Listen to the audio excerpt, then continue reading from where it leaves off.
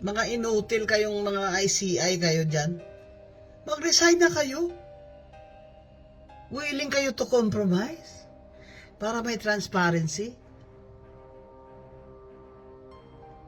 Gagago nyo talaga, no?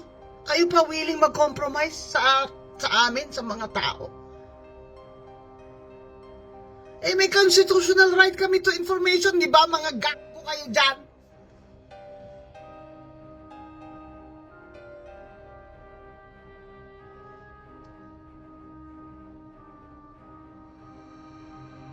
Sawa na kami sa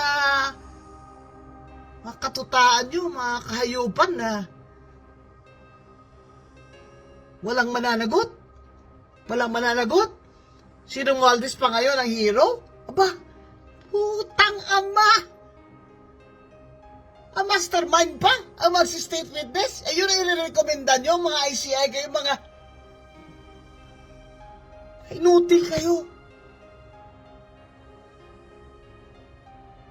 Ang utos sa inyo ni BBM, si Saldi ko lang ang ikukulong nyo, yun lang yun? Yun na? Talagang untouchable si Romualdez sa Martin Luther King, ha? Ay, kung hindi nyo kaya, panindigan yan.